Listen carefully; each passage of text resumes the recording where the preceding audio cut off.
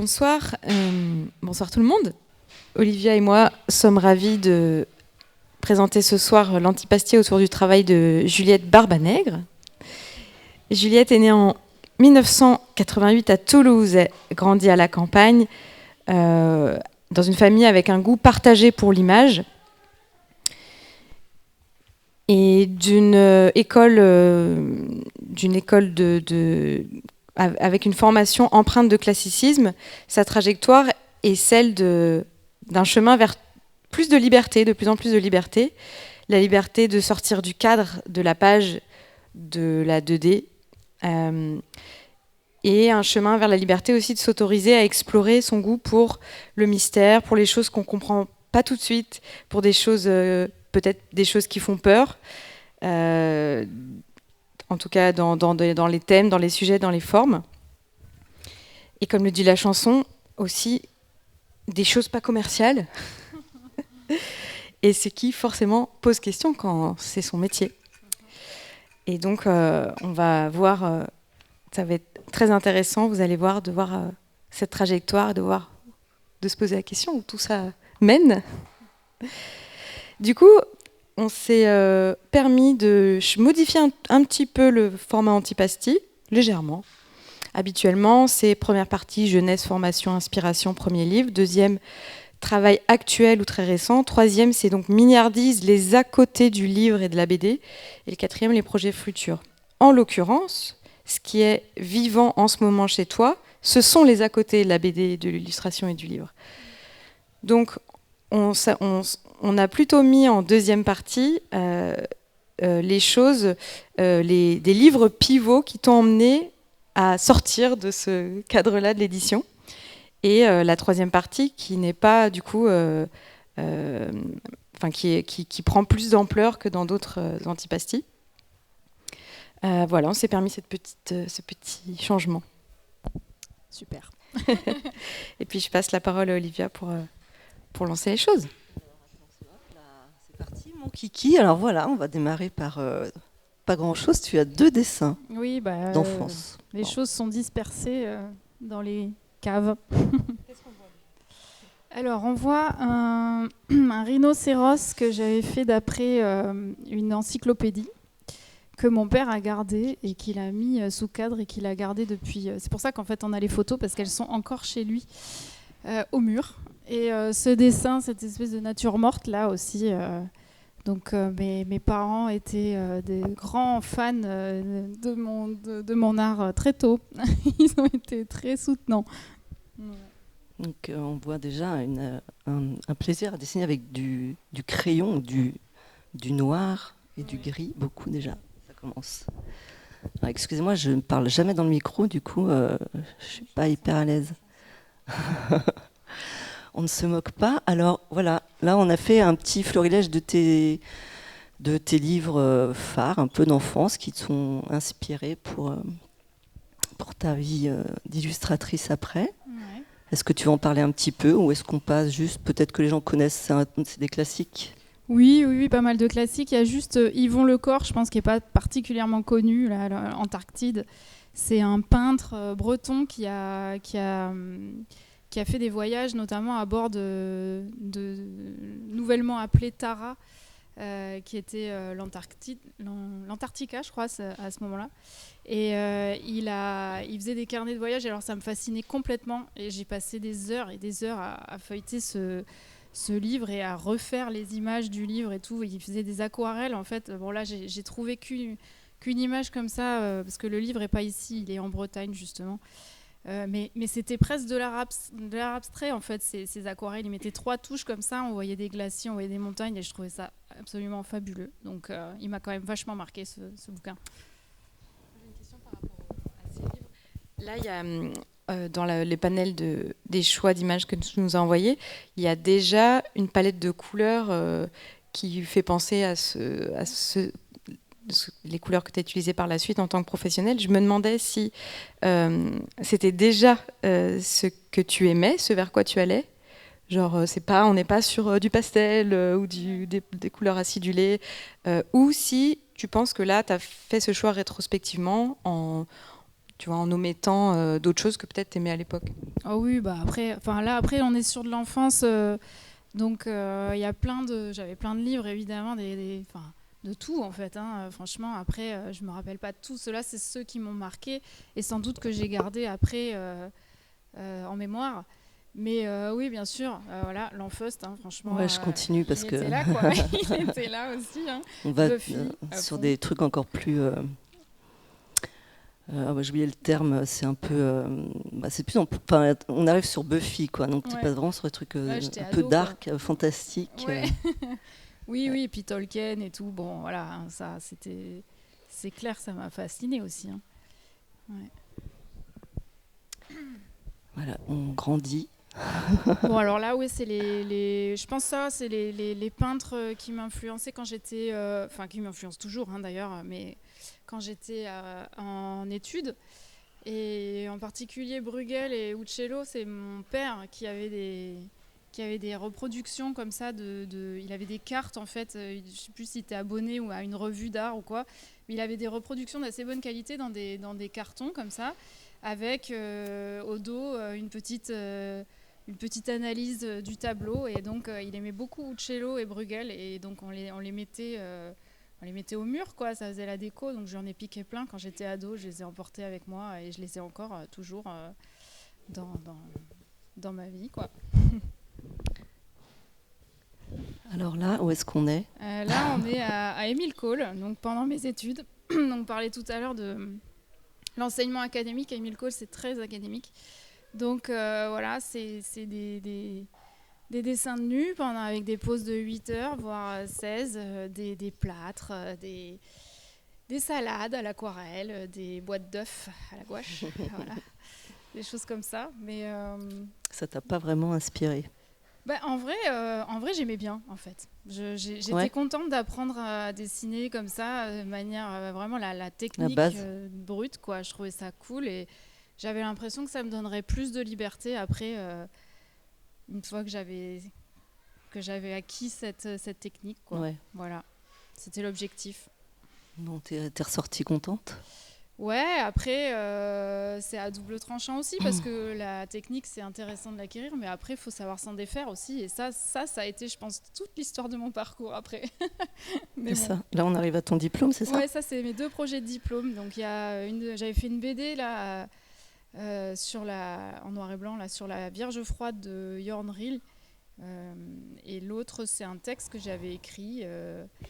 qui se voulait un peu humour noir. Donc voilà, on voit que mon dessin a bien changé depuis. Ensuite, on passe à tes influences. Alors là,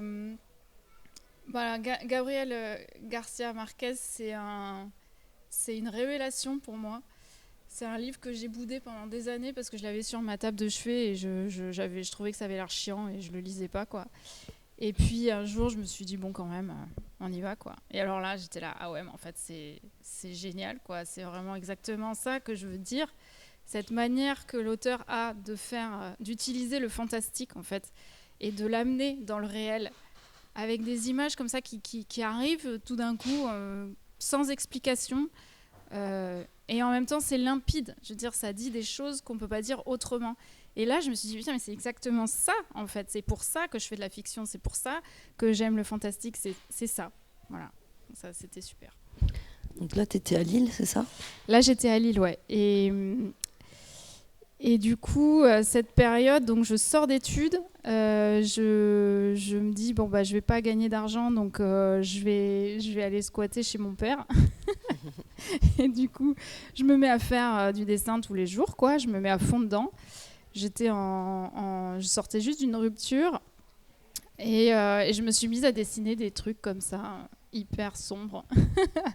Je connaissais personne à Lille, j'étais hyper solitaire, voilà. Un goût pour le trait et pour les labyrinthes. Ouais. Ça, c'est ma première publication, donc j'ai quand même bien galéré à publier, ça m'a pris plusieurs années. Et donc celle-ci, c'est une publication dans la presse, c'est sorti chez une revue qui s'appelle Citrus, qui n'existe plus aujourd'hui, mais qui ressemblait un peu à la revue dessinée ou à 21. Et donc voilà, c'était un texte sur Dieu et le sexe de Toby Nathan. Ça m'a vachement inspirée. Donc voilà, première publication, mais c'était assez déterminant parce que à partir de là, j'ai commencé à avoir des commandes, quoi. Mais c'était pas de la jeunesse. Alors celle-ci, non. Mais bon, après, j'ai fait de la jeunesse. Donc ça, c'est mon premier livre. Donc si vous voulez, on en a. Si vous voulez, on en a 2. Donc c'est la seule BD que j'ai faite. Ça m'a suffi. Voilà. C'était pas la révélation, ou aussi, Non. mais l'inverse. Non, c'était sympa, mais non. Voilà. Donc on n'a que des toutes petites vignettes parce qu'elle n'est plus éditée et ça se trouve plus beaucoup. Donc la définition n'était pas terrible. Donc on passe. Mon gros mouton noir, c'est le premier album du coup illustré que j'ai sorti. C'était chez Albin Michel. J'étais complètement surexcitée. Voilà, je me suis donnée pour ce livre. C'était un peu particulier parce que le texte était pas facile. Et puis j'ai quand même été assez libre, donc j'étais assez fière, j'étais assez contente de ce livre, quoi. Voilà. Mais il n'a pas du tout marché, ça a été un four total. Voilà. Ça arrive. Ensuite, dans l'autre sens, alors là ça commence à devenir sérieux. Là, c'est celui-là. Ouais, le pommier qui rêvait d'être un sapin, ça c'est... Bon, c'est dans la continuité, hein, ça reste assez logique. J'utilise toujours la même technique du crayon avec une mise en couleur à l'ordi. Voilà. Beaucoup de traits, beaucoup de traits, ouais. beaucoup de temps. Ouais, beaucoup de temps. Beaucoup d'énergie. Beaucoup trop de temps. Voilà, ça commence. Les questions se posent. Donc, pardon. Donc là, c'est pareil, on commence à être dans des commandes sérieuses et... Ouais, là, en fait, j'ai passé... Du coup, c'est 10 ans dans l'illustration. J'ai sorti une dizaine d'albums, quoi, un par an à peu près. Je vais peut-être tous les donner d'un coup. J'ai 17 livres en 7 ans. 17 livres, travaillé avec 16 auteurs et autrices, ouais. avec 10 maisons d'édition. 17 livres en 7 ans, travaillé avec 16 auteurs et autrices, avec 10 maisons d'édition différentes. 2016-2023. Je te crois sur parole. Oui, si, c'est ça. Oui, il y a des romans illustrés aussi, ouais, c'est vrai. On voit une gamme qui revient beaucoup. Moi, ça me fait penser beaucoup. J'ai vu que tu étais assez inspirée par le Moyen-Âge. Oui.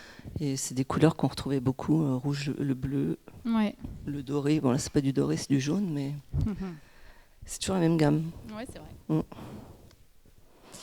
Est-ce que tu as aimé faire ces livres ? Oui, j'ai aimé faire ces livres. Mais en même temps, j'étais quand même un peu contrainte, quoi. Ça reste des commandes, c'est pas des projets perso.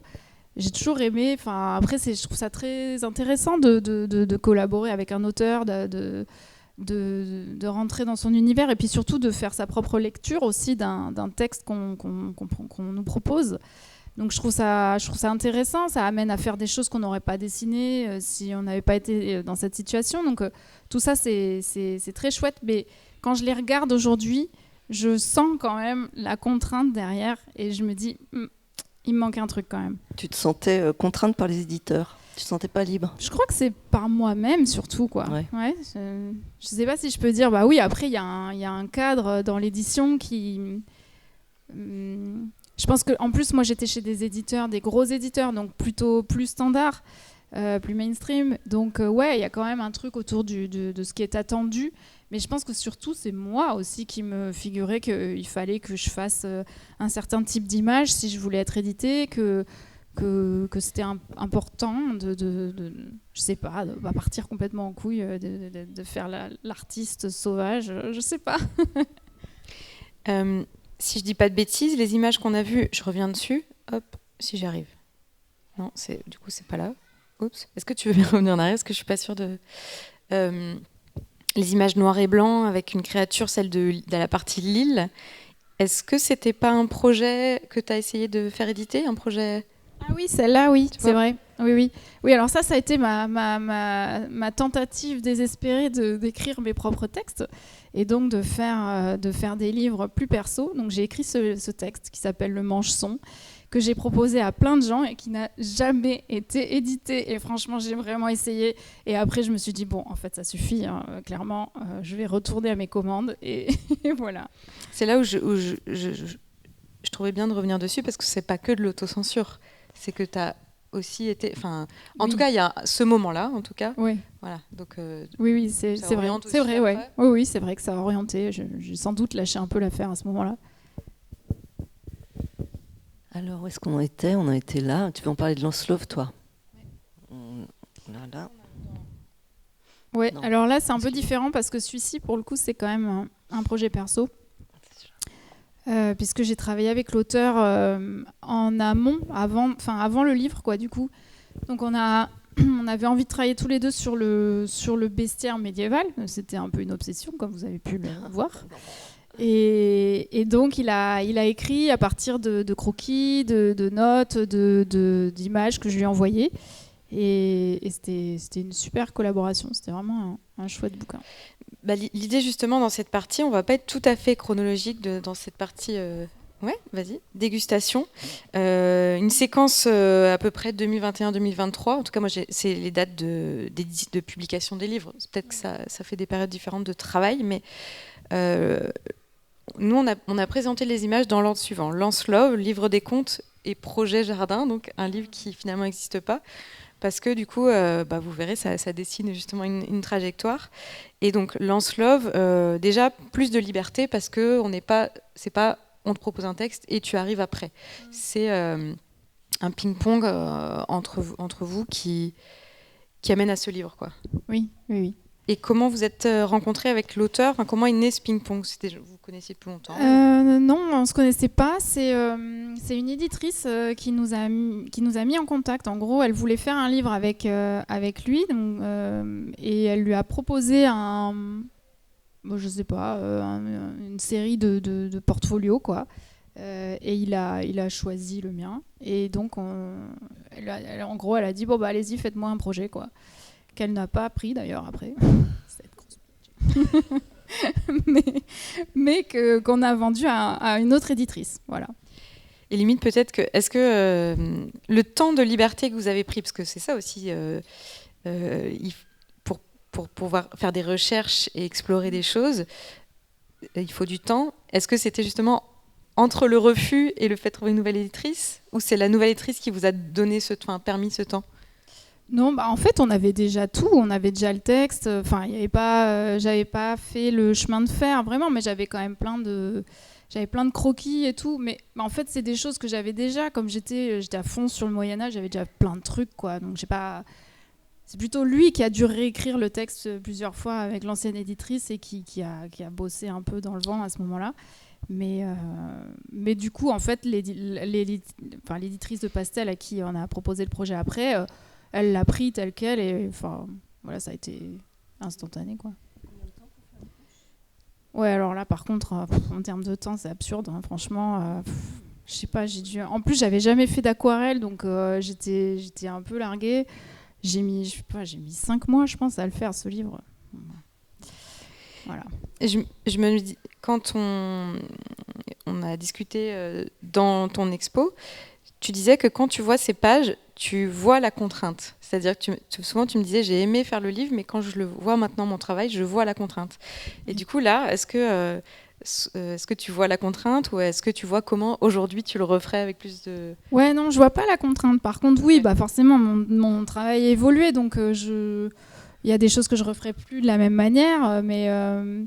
Et puis voilà, je vois les défauts de mon livre, forcément. Quand on regarde après coup, on voit toujours des défauts, mais quand même, ça reste un truc que j'apprécie. Enfin, je suis contente de le montrer. Enfin, voilà, c'est... Tac. Alors, est-ce que je vais arriver à... Non, je crois que je suis revenue en arrière. Non. Bref. Ah oui, il était juste pas... Lancelot, il était un petit peu... Ça, c'est donc toujours Lancelot. Ouais. Moi, je vois un petit peu des petits persos de Bruegel. Ouais, on est sur le bestiaire, quoi, le bestiaire moyenâgeux. C'était ça l'idée du bouquin, hein. C'était vraiment de faire un prétexte pour montrer un bestiaire et des paysages, et voilà. Enfin, donc un personnage qui a une quête là-dedans et qui se promène, et voilà. Là, Oui, ça c'était les recherches justement. Je lui ai envoyé certains de ces trucs et il a écrit d'après ces petites notes dessinées. Est-ce qu'il y a des choses contemporaines aussi dont tu te nourris je sais que tu m'as donné par exemple le nom de Miyazaki. Il y a d'autres choses qui continuent de te plaire en fantastique. Donc il y a les références médiévales, il y a tes lectures et contenus de plutôt de l'enfance et de l'adolescence. Est-ce qu'il y a encore du fantastique dans ce que tu lis et ce que tu vois aujourd'hui? Est-ce qu'il te plaît? Ah oui, complètement. Ouais, carrément. Après, moi, je suis très influencée par mes lectures en littérature.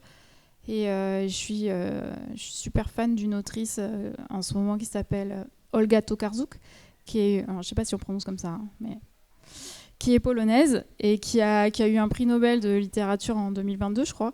Et elle a une écriture comme ça. Après, elle écrit des trucs très variés, mais il y a souvent un peu de fantastique aussi dans ses textes. Et j'aime beaucoup cette manière de mélanger. Enfin, elle a une écriture très imagée, avec des choses très inattendues dans la manière dont elle décrit les choses. C'est très original. Ça m'inspire vachement, cette écriture. T'es plus influencée peut-être par la littérature que par le cinéma ou... Ouais, je pense qu'après, il y a tout qui influence. Enfin, c'est difficile de dire. En vrai, puis je regarde des images tout le temps. Enfin, il y a plein d'artistes qui m'inspirent énormément. Mais je ne saurais pas faire une liste là comme ça, franchement. Mais c'est vrai que j'ai toujours été vachement influencée par le texte quand même et par la littérature. Ouais, ok. Non ? Ok. Bon, encore un petit lance-lobe. Et ensuite, on arrive donc sur le livre des contes, celui-là chez Seuil Jeunesse, publié en 2023. Et si tu peux nous parler de... Là, je pense qu'il y avait aussi un volet artisanal avec le travail de gravure et la... Ouais. Bah, du coup, là, j'avais envie de... Enfin, on va revenir sur cette histoire je me suis éloignée du livre, mais je commençais à...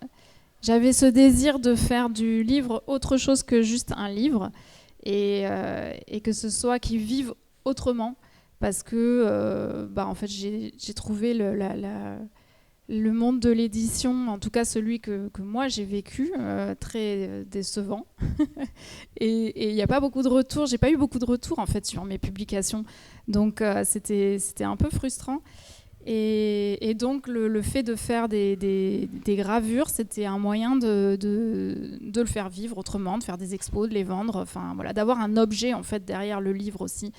Et parce que le livre, quand il est en librairie, c'est cool, mais il disparaît des rayons au bout de 2 semaines et après il est plus jamais là, quoi. En fait, c'est hyper déprimant. Enfin, donc voilà. Et donc j'ai décidé de faire ce livre en gravure, ce qui était une idée absolument lumineuse. Et j'ai fait ça justement ici à l'atelier Manu Manu, donc j'y ai passé 6 mois et donc je gravais les plaques là-haut à l'atelier et j'allais les imprimer au musée de l'imprimerie où ils m'ont tout appris parce que j'avais jamais fait de gravure de ma vie et c'était un moment très intense parce qu'il y a une centaine de gravures dans le livre et en même temps c'était super, voilà. Est-ce que je sentais un peu d'ironie quand tu disais idée lumineuse. Oui. Pourquoi ce... Parce que c'était très fastidieux, mais en même temps c'était chouette. Enfin, j'ai appris plein de choses, quoi. Mais c'était un peu... c'est-à-dire, j'ai eu la bourse du CNL pour ce livre après l'avoir commencé, et heureusement, parce que franchement, ça aurait été du suicide, quoi. Franchement. Voilà. Et ça me rappelle aussi que quand tu parlais de tes études, tu avais envisagé aussi d'aller dans une autre école, il y avait plus une partie, tu m'avais dit le mot artisanat. Ouais, je voulais aller aux Arts Déco de Strasbourg, ça avait l'air super. Ils avaient plein de trucs, plein de matériel, plein d'ateliers et tout, mais ils n'ont pas voulu de moi. Ils m'ont rejeté 2 fois. Mais en tout cas, c'était pas forcément...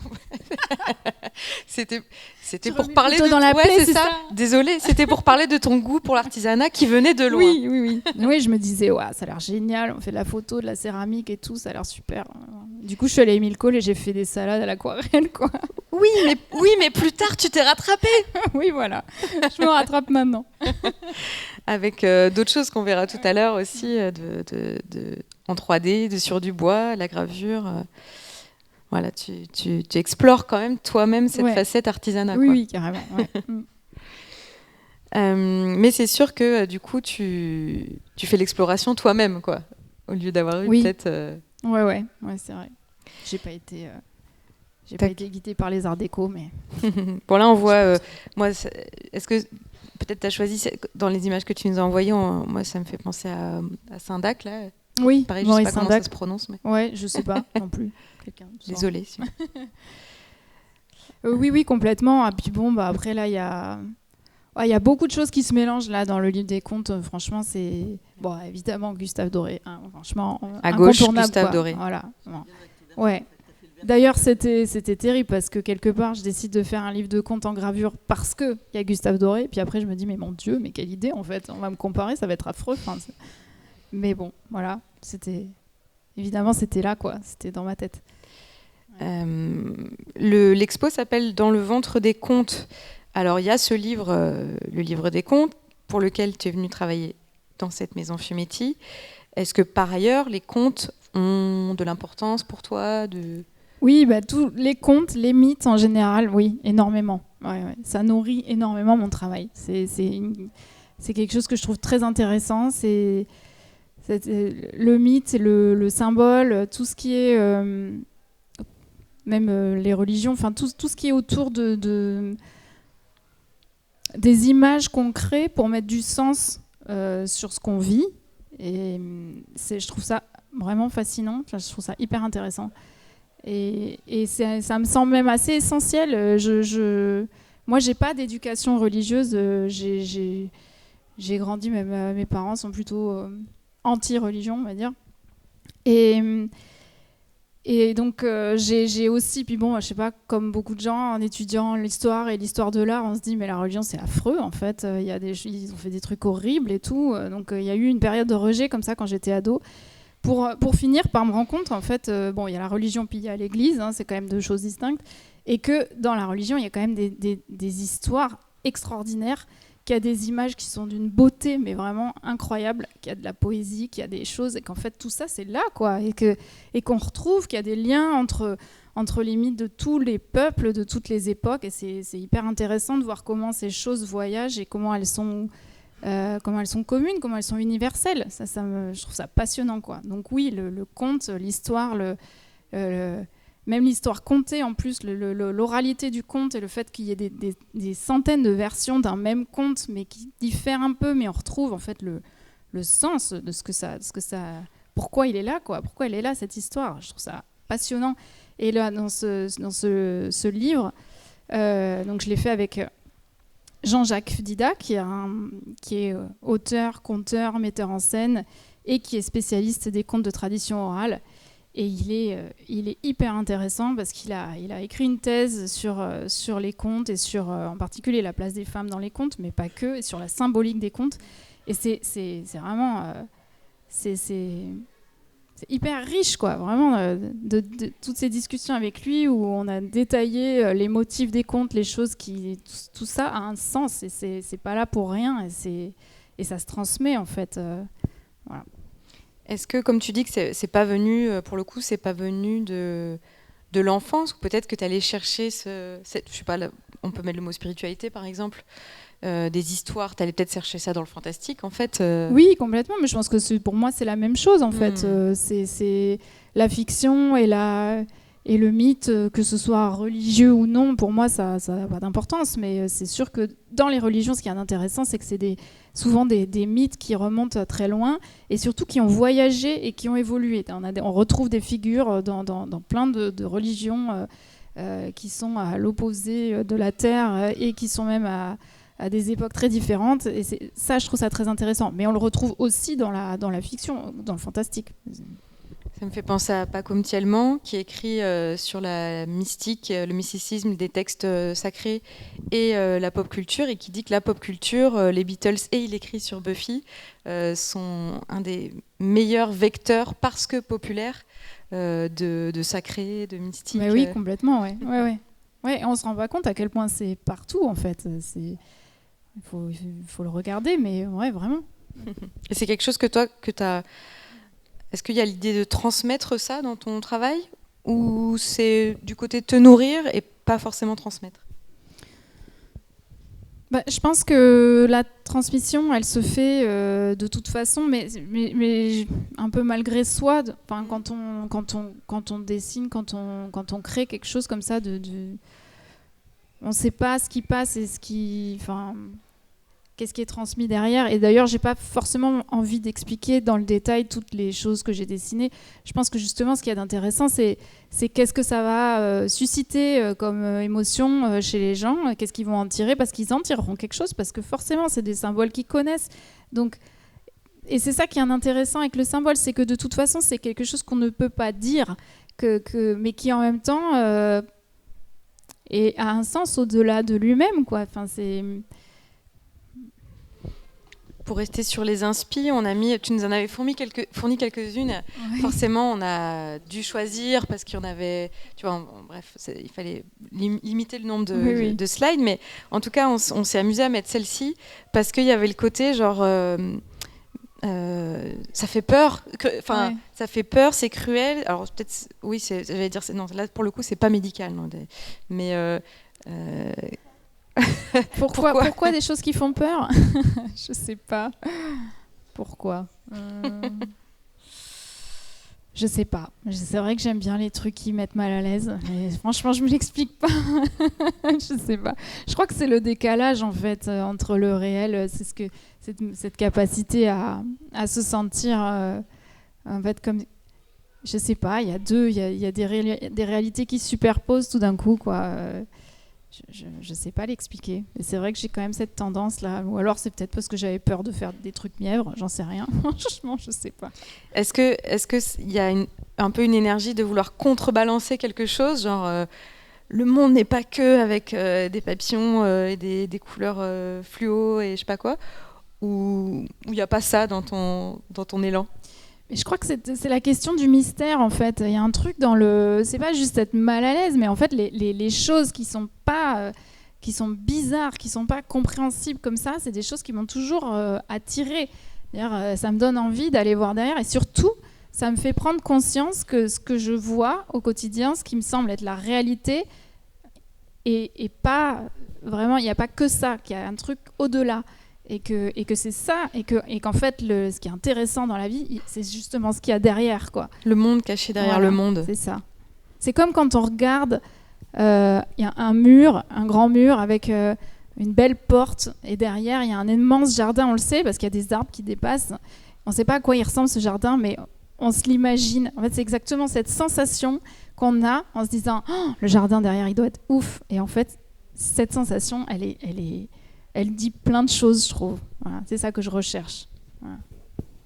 Le mystère qui crée du désir aussi, ou de l'intérêt, quoi. Ouais, du désir et qui suscite l'imaginaire. C'est ça qui va provoquer l'imaginaire. Faire une image, c'est dire quelque chose. Et surtout, c'est montrer que l'image se poursuit en dehors du papier et que c'est à la personne qui regarde de faire le travail d'imagination en fait pour compléter cette image. Et c'est ça qui est intéressant. Et est-ce que cette part de mystère, tu as l'impression d'avoir... les éditeurs et éditrices avec lesquels tu as travaillé étaient ouverts à laisser cette part de mystère? Oui, je crois quand même dans l'ensemble. Après, je pense que ça les intéresse quand même moins que moi. Mais d'une manière générale, j'étais quand même assez libre. On m'a pas demandé de refaire 100 fois les images. De temps en temps, il y a eu un petit peu de censure parce que je faisais des bêtes qui faisaient un peu trop peur. Mais sinon, franchement... Mais je suis pas sûre qu'on trouvait disons qu'on avait les mêmes points d'intérêt dans l'image, quoi. Je pense qu'on n'aimait pas les mêmes choses, sans doute, ouais. Et puis aussi, il y a la question de ce que les adultes pensent que les enfants aiment. Oui. Qu'est-ce que les enfants peuvent entendre et qu'est-ce qu'ils peuvent pas entendre? Ça, c'est la grande question. Et voir, ouais. Oui, moi je suis convaincue qu'on peut dire plein de choses aux enfants qui sont capables de voir plein de trucs en fait. D'ailleurs, le grand livre des contes avec Jean-Jacques. Je ne sais pas si certains d'entre vous ont pu en lire des extraits, mais c'est des contes, les versions les plus anciennes des contes, donc elles sont extrêmement trash. C'est pas du tout les versions de Perrault. Hein. Il y a des voilà, les marâtres, elles sont vraiment horribles. Elles jettent les enfants par la fenêtre. Le petit chaperon rouge, il mange sa grand-mère. Enfin bon, c'est bien horrible. Et en fait, quand je trouve que ça se ressent particulièrement quand on voit Jean-Jacques conter ces histoires, puisqu'il est conteur. Toi, tu l'as vu ? Et je l'ai vu, et puis on a un spectacle ensemble où je dessine pendant qu'il conte, et en fait, il en fait des caisses, mais il y va à fond, quoi. Et c'est drôle, en fait, parce que les enfants, ils sont capables de sentir ce décalage entre... Justement, on est dans la fiction. C'est pas pour rien qu'on est dans la fiction. Et ce que ça dit, ce que ça raconte, c'est très clair. En fait, juste plus on va lisser tout ça, plus on va perdre le sens des histoires. Et moi, je vois bien que les enfants font complètement la part des choses, en fait, quand ils racontent ces histoires-là. Les adultes vont avoir l'air horrifiés et les enfants se réjouissent, en fait. Ils en demandent encore. Quand on leur demande à la fin de l'histoire, « Bon, alors, à votre avis, qu'est-ce qu'on lui a fait à la marâtre parce qu'elle était très méchante ?» Mais ils disent des choses horribles. Ils sont là, « On va l'écarteler, on va la couper en morceaux, on va lui couper la tête. » Mais on est là, ouais, calme-toi quand même. Hein, mais... Ouais. Et puis en plus, ce que je me dis, c'est qu'il est fort probable que ces enfants, au fur et à mesure, et peut-être même dans leur enfance, vivront des choses horribles, difficiles, et que, au moins dans les histoires, quelqu'un s'est appliqué à réfléchir à comment les emmener dans les moments qui font peur, dans les moments qui sont tristes, mais normalement, à les en sortir aussi, quoi. Oui, tout à fait. C'est ce que dit Jean-Jacques Descontes d'ailleurs là-dessus. Il dit le monde du conte est un monde extrêmement ordonné. Il s'y passe des choses horribles, mais le héros est toujours vainqueur. C'est une règle du conte. Donc il en sort toujours victorieux. Et en fait, tout ça est très rassurant parce qu'on sait, quand on commence la lecture d'un conte, que ça se finira bien. Il va y avoir des épreuves, il va se passer des choses. Et finalement, c'est parce qu'il se passe des choses que le héros s'accomplit et qu'il devient ce qu'il doit être, parce que c'est toujours une question d'identité, de quête identitaire. Donc on ne devient qu'en vivant des choses, quoi, qu'en ressentant des émotions, qu'en rencontrant des obstacles, quoi. Voilà. Mm-hmm. C'est quoi à vaincre sans péril, on triomphe sans gloire. Donc le triomphe est à la hauteur du péril aussi dans les histoires.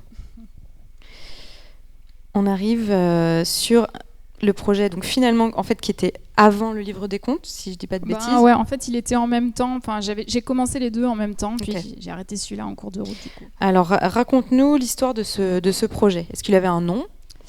L'histoire des jardins, tout simplement. Donc c'était un projet documentaire sur l'histoire des jardins.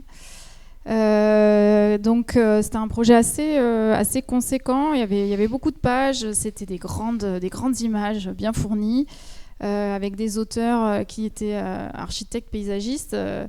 Donc il y avait vraiment un truc sur des jardins qui ont existé. Enfin, il y avait un truc sur la documentation hyper compliqué et tout. Enfin voilà, c'était beaucoup de travail. Mais bon, je trouvais ça super intéressant, quoi. Ça me plaisait bien. Et pardon. Et voilà. Et donc j'accepte de faire ce travail. Et puis bon voilà. Avec quelle maison d'édition ? Avec les éditions Gallimard. Et au bout assez rapidement, je me rends compte qu'en fait c'est trop de travail et que je suis pas assez bien payée et que ça va me prendre beaucoup trop de temps. Donc je leur dis bon bah là c'est pas possible, il va falloir que je change de technique, je peux pas faire ça. Donc là j'avais commencé au crayon, là le truc que vous avez vu avant, et je propose de changer de technique et de passer à l'encre, de faire des trucs une couleur à l'ordi. Celle d'après c'en est une que j'avais faite, faire un truc comme ça. Je me suis pas foutue de leur gueule non plus, hein. Mais voilà. Et donc ils m'ont dit bah non, nous on voulait le crayon, c'est quand même mieux, nanana. Donc je dis d'accord, mais je leur demande beaucoup plus. C'est-à-dire que je leur demande quasiment le double de ce qu'ils me donnaient au départ en me disant ils vont jamais accepter, quoi. Est-ce que ça pourrait intéresser les gens que tu donnes les chiffres si toi ça t'embête pas ? Oui. Parce que c'est important, les artistes ont besoin de manger. C'est vrai. Alors au départ, ils me proposent ce projet, j'avais pas beaucoup d'infos, ils me proposent 3 000 € pour le projet, déjà c'était peu. C'est quand même intéressant de le dire, je trouve. Voilà, donc j'augmente je suis à 5 000 €. Waouh. Et quand je commence, voilà, j'appelle augmentation, et je commence à travailler, là je me dis non, c'est pas possible, je demande 9000. Bon, là ils me disent ah ouais, mais c'est compliqué. Et toi, est-ce que tu penses que tu vas l'obtenir? Non, mais moi je me dis mais jamais ils vont me filer ça, c'est mort. Et en fait, il s'ensuit un mois de pourparlers, de négociations, où ils me proposent des trucs, genre, je sais même plus, enfin des trucs un peu bizarres. Ouais, on pourrait faire de la promo dans je sais pas quoi, je sais là. Bon, je leur dis non, moi je veux 9000 et puis sinon rien quoi. Et puis au bout d'un mois, ils me disent bah tiens, on te les donne, on te donne 9000 €. Et là j'ai dit bah en fait non. Ouais, en fait... Encore plus. Non, en fait, je sortais d'une réunion avec toute l'équipe pour parler de la couverture du livre. Et donc déjà, ils sont 12 000 pour ce genre de livre, c'est insupportable. Il y a 50 000 interlocuteurs, c'est l'enfer. Et donc, ils me disent, donc voilà, on veut une couverture. Donc voilà, ce sera une typo qui prend toute la page. Voilà, une grosse typo, quoi. Donc, ok, d'accord. Donc je fais quoi? Vous voulez un petit cabochon? Ah non, bah non, on veut une image pleine page. Ok, bon bah je fais quoi? Je fais un ciel, peut-être un buisson, quoi, un truc qui passe derrière une typo. Ah non, mais en fait tu comprends, il faut qu'on voit toutes les époques, et puis qu'on voit des personnages, et puis qu'on voit ça, et ça. Ils sont complètement fous, en fait, les gars, ils savent pas choisir, quoi. Ils me disent, on veut tout le livre sur la couve, en même temps. Là, bah non. Bon, ça m'a vachement énervée, et du coup, là, j'ai dit non, voilà. Et en fait, ça acte une décision importante, qui est que je vais arrêter de faire des livres, en fait. Je vais arrêter de travailler pour l'édition, parce que j'en ai ras-le-bol. Voilà. Fin de... Ah ouais,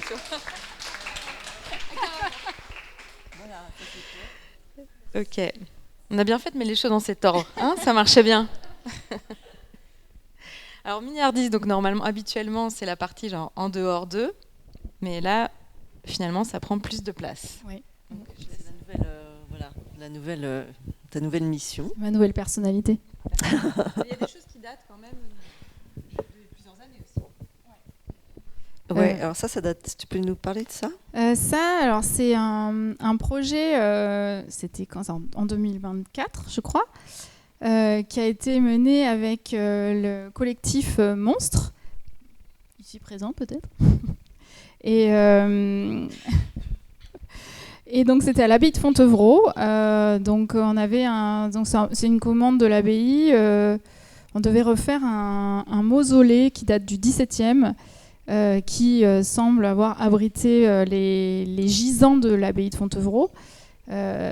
Et donc, c'est un travail monumental. Donc, clairement, je n'ai pas participé à ces deux façades de 10 mètres de haut. Hein. J'ai pas les deux compétences. Choses, là aussi, c'est des... Ouais. Mais c'est temporaire ou Alors, c'est temporaire. Ça a été démonté là en début d'année. Et donc derrière ça, il y avait deux chapelles, deux alcôves, donc derrière les deux façades qu'on voit là. Donc l'une qu'on voit à droite là, où on a représenté les gisants qui étaient disposés. En fait, on a très peu d'images de cette structure. Il y a une gravure qui date du XVIIe, qui a été retrouvée, qui est à peu près ce que j'ai représenté là. Et le reste, bon, bah, on ne sait pas. Donc dans la deuxième, on a décidé de faire une fresque qui raconte l'histoire de l'abbaye et l'histoire d'Aliénor d'Aquitaine en particulier, puisqu'elle a été un personnage important de l'abbaye. Voilà, donc c'est un travail que j'ai fait en pyrogravure, qui est un peu un travail, qui est finalement un travail d'illustration, enfin qui revient un peu sur ce travail, mais toujours dans l'esthétique médiévale. Et du coup, c'est stocké où, si c'est plus exposé? Eh ben, j'en sais rien. Ça a été dispersé. C'est où? C'est bon. Et puis, il y a quand même la notion d'artisanat. Et tu vois, on peut faire de l'illustration. Merci. On peut faire de l'illustration aussi en travaillant, par exemple, uniquement sur un iPad Pro. Bon, toi, parce que ça, c'est pas tout récent, si je dis pas de bêtises. Ça a 2 ans, quoi. Ah ouais, c'est quand même récent. Donc, parce que tu disais, je dis ça parce que tu disais, c'est quand même très proche de l'illustration. Bon, ouais, mais tout le monde ne sort pas. Donc ça, c'est de la rétroprojection. T'as pyrogravé sur un truc énorme. T'as fait au chalumeau? Non, alors au fer à pyrograver. La voûte, une partie au sol et une partie le bras en l'air. Ouais, c'était chouette. Ça m'a fait les muscles. C'est balèze. Le travail d'illustratrice autrice de BD, il y a le côté moine copiste. Oui, complètement, ouais. Là, c'est autre chose. Ouais, puis alors en plus j'ai fait une partie sur place dans l'abbatiale, donc c'était un cadre quand même assez cool quoi pour bosser. Il faisait hyper froid par contre. Alors ça c'est toujours avec le collectif Monstre. C'est des on a appelé ça les pergoulants parce que c'était un projet de pergola, donc des poutres devaient servir à la construction d'une pergola et inspiré des engoulevents qu'il y a dans les églises bretonnes. Je ne sais pas si vous voyez ces poutres sculptées qu'il y a dans les églises. Souvent, on a une tête de dragon qui avale la poutre comme ça. Donc c'était un mélange de ces deux choses. Et donc voilà. Après là, moi j'ai dessiné les figures et c'est le collectif Monstre qui a sculpté du coup ces figures sur le bois. C'était super. Des thèmes mystiques. Toujours un peu Moyen Âge mystique. Bah ouais, on reste dans la thématique. Hein. Est-ce que tu sais comment ils sont venus vers toi Alors c'est par l'architecte scénographe Christophe Tellman chez qui en fait j'étais en atelier. C'était l'atelier Cheval qui est aux Olivettes. Et en fait, lui, il louait l'étage à des illustrateurs, des auteurs de BD. Et donc, il avait son cabinet d'architecte en bas. Et puis, en fait, il travaille régulièrement avec le collectif Monstre. Et il savait que j'aimais bien les sablières de Bretagne. Enfin bon, voilà, on avait des références en commun, quoi. Et il savait aussi que j'avais envie de faire de la sculpture, de sortir un peu du papier, de faire des trucs en volume, etc. Et donc, voilà, il m'a proposé... c'est lui qui m'a mis en contact avec Monstre. Voilà. Alors, après, ça, c'est des choses que j'ai vu que tu as fait dans une école, c'est ça? Ouais, pareil, toujours les mêmes collaborations. C'est des sculptures qui ont été installées dans les cours de crèche à Nantes. Voilà, dans l'idée de revégétaliser les cours. Est-ce qu'il y a de la narration pour toi quand tu travailles sur ce genre de choses? Oui, complètement. Ouais. Oui, en plus, là, il y a vraiment une histoire. On a même... imaginer une histoire autour de ces petites bestioles et qu'est-ce qu'elles font là. On a fait même un petit livret qui raconte l'histoire de ces qu'on appelle les endormis. Voilà. Donc oui, il y a toujours une histoire. C'est un petit dragon. Alors là, on passe sur une autre catégorie. Ouais, alors donc maintenant que je ne fais plus de livres, qu'est-ce que je fais ? Donc je fais pas mal de spectacles en fait, des spectacles donc avec Jean-Jacques, spectacle conté dessiné, puis là c'est avec un orchestre et ça représente quand même un tiers de mes revenus là en ce moment, donc c'est quand même pas mal quoi. C'est pas on mal a un prenant. petit goodies après, attends, regarde. Voilà. Mon ami, on trouvait ça chic. ouais, je suis clairement pas la photo la plus stylée quand même, mais... Ouais, mais bon, t'es bien accompagnée quand même. Ouais, c'est clair. Donc là, t'as plusieurs concerts dessinés. Ouais, j'ai plusieurs spectacles qui tournent. Donc il y a le Casse-Noisette, il y a le Bazar Circus, et puis après j'ai le spectacle avec Jean-Jacques aussi dans la Forêt des Contes. Ouais, celui-là, on n'a pas trouvé d'image. Est-ce que le fait, parce que dans les noms des, donc je sais plus, la quinzaine d'auteurs et autrices avec qui tu as travaillé, la quinzaine d'auteurs et autrices avec qui tu as travaillé en illustration, le nom d'Agnès de Sarthe, je pense, est le plus reconnu. Oui, Karl Norak aussi ouais. est quand même assez connu. Est-ce que ça jouait du coup est-ce que ça joue pour ensuite pouvoir développer un spectacle dessiné, ça, ou tu vois, qu'est-ce qui amène qu'on peut faire un spectacle dessiné sur un livre? Là, en l'occurrence, le premier que j'ai fait, c'est le Casse-Noisette, et j'avais fait un livre audio avec Gallimard. Donc, il y avait déjà ce travail de dessin sur la musique et sur le texte. Donc, tout ça existait déjà. Et en fait, c'est le directeur artistique de l'ensemble musical donc du livre Casse-Noisette qui m'a contacté pour qu'on fasse le spectacle ensemble, parce que c'est lui en fait qui vend ces spectacles. Et après, c'est également lui qui m'a fait travailler sur le Bazar Circus. Et donc ça fait partie des... Quand tu disais au début, tu trouves ça difficile de sortir un livre, qu'il n'y ait pas beaucoup de vie. Là, pour le coup, entre livre audio et spectacle dessiné, ça c'est quelque chose qui te plaît, que ça puisse rebondir comme ça, j'imagine? Ouais, c'est sûr, ça le fait vivre autrement, puis c'est un exercice totalement différent, c'est intéressant parce que moi qui ai un travail très minutieux, je fais des images, je passe vachement de temps dessus, puis là tout d'un coup il faut que je fasse un dessin en 2 minutes, donc ça n'a rien à voir. Mais c'est chouette aussi. Je trouve que l'exercice est intéressant, quoi. Il se passe un truc quand on trouve le bon timing, il se passe quelque chose, quoi. Ça a été difficile pour toi de... Est-ce qu'il y a un lâcher-prise, tu vois, complètement, qui a été difficile à aller vers ça? Non, pas forcément difficile, mais oui, c'est sûr, il faut accepter que ce ne sera pas le meilleur dessin de ta vie, quoi. Ça, c'est spectacle vivant. C'est ça. Alors, je peux lire un extrait? Ouais, ça c'est le poème. On va commencer par justement le mystère, sans en dire trop pour l'instant. Extrait choisi. Hop.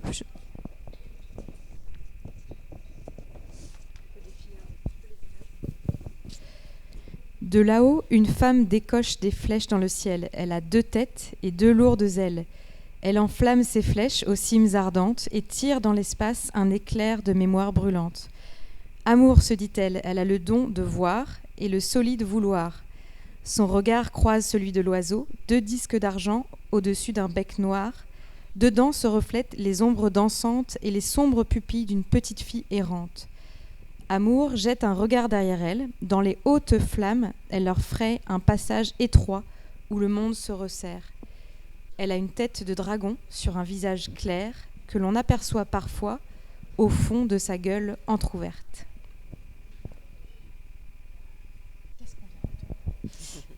C'est un poème que j'ai écrit qui a été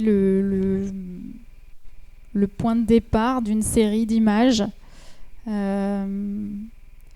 En fait, je dis que je fais plus de livres, mais en fait, dans le fond, j'ai quand même vachement envie de faire du texte et de l'image, quoi. Les deux, pour moi, sont assez indissociables. Du livre d'artiste. Peut-être, oui. Voilà, c'est ça. Plus d'éditeurs, en fait. Enfin, pas les gros. Les petits, ça va, mais pas les gros. Donc, en fait, voilà, il y a toujours ce désir de faire dialoguer le texte et l'image. Et donc, après cet échec cuisant là, du manche-son, je me remets à écrire. Et franchement, ça faisait longtemps. Et je trouve ça nul.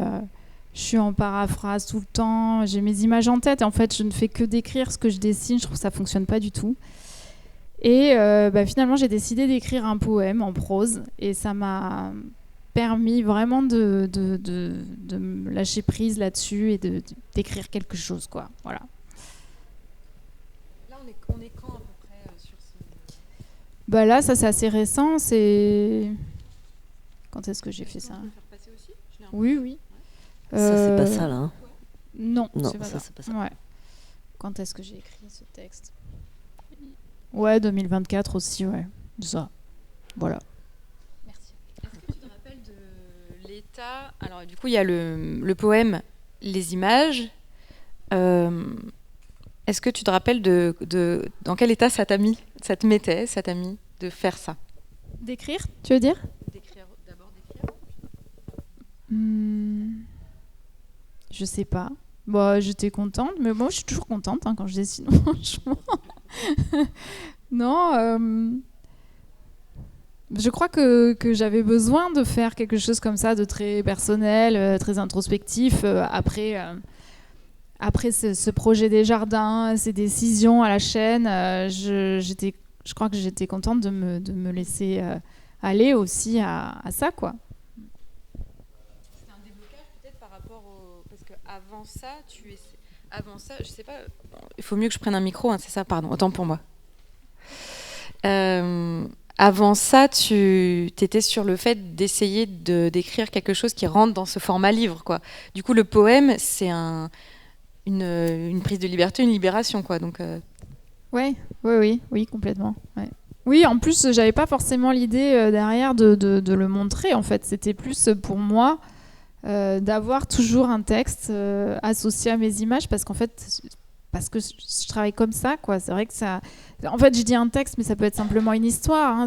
J'ai pas obligé de l'écrire vraiment sur le papier, mais il y a quand même cette idée-là, ouais. Et t'as pas fait de travail de mise en page, par contre, là, t'es resté...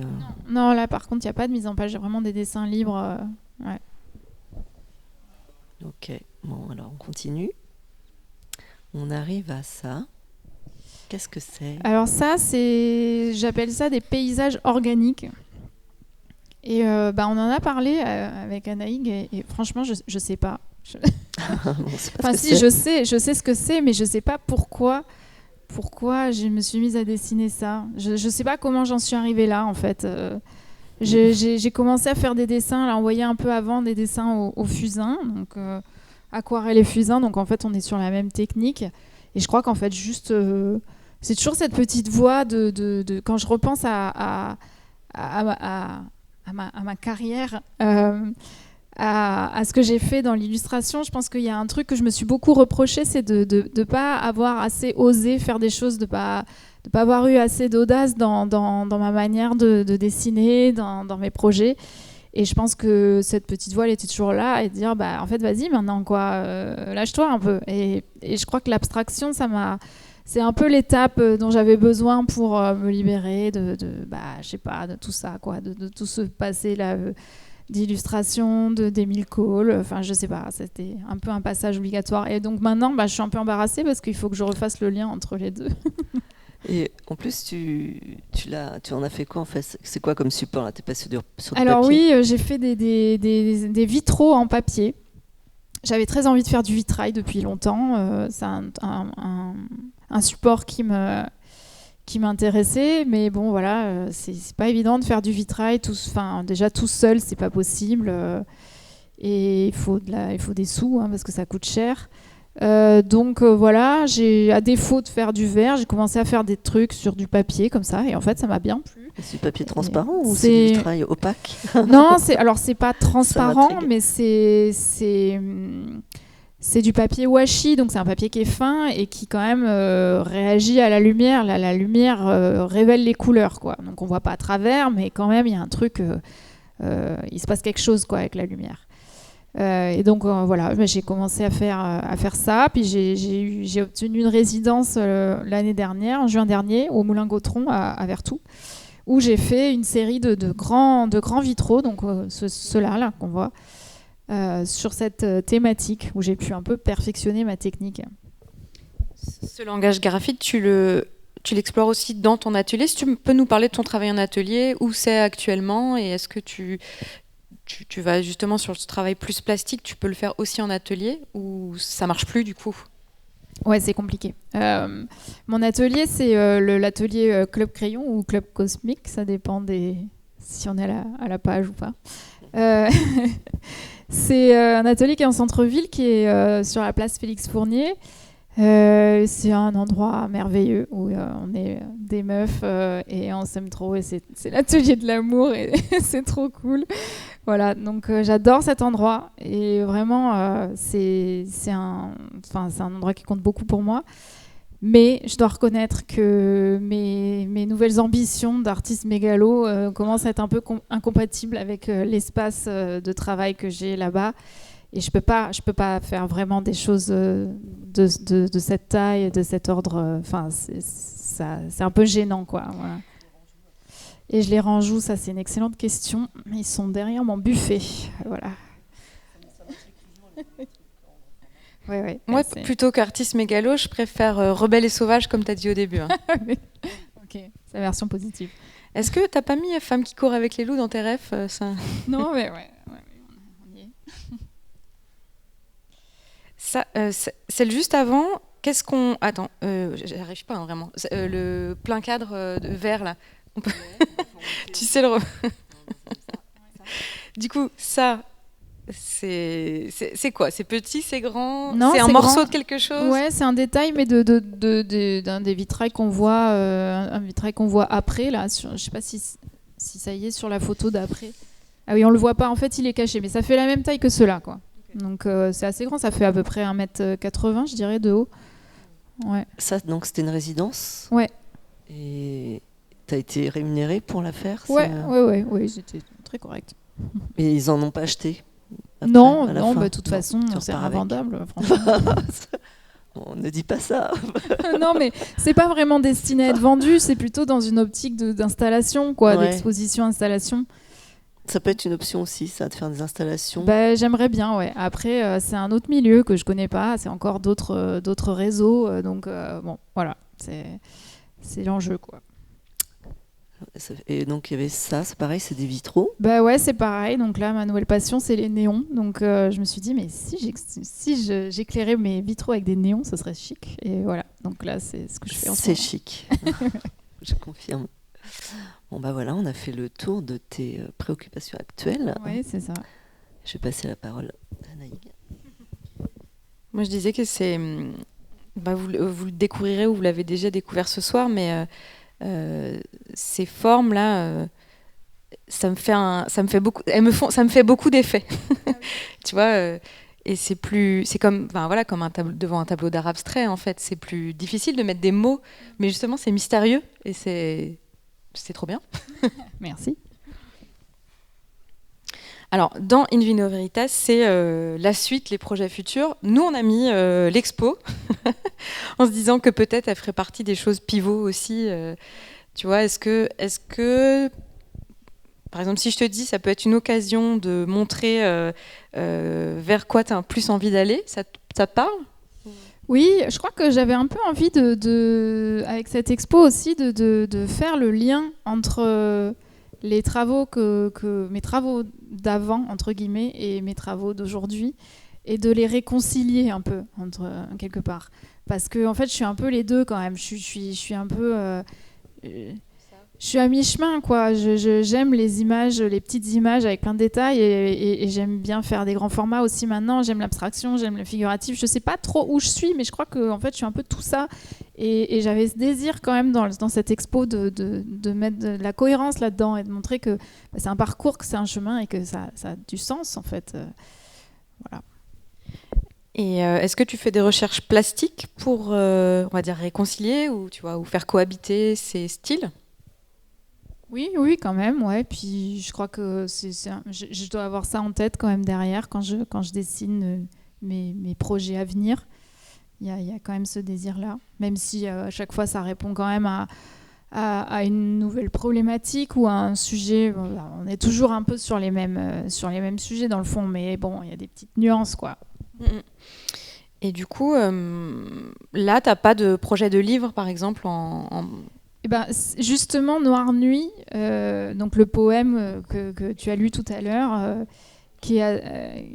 pourrait fera l'objet sans doute d'une petite édition avec les éditions Pain Perdu, qui font de la riso, mais voilà, on est sur de la micro-édition et donc ça me plaît bien, quoi. C'est pas du tout le même milieu ce que j'ai connu, quoi, dans l'édition. Et voilà, faire des livres comme ça a du sens pour moi, beaucoup plus, quoi, aujourd'hui.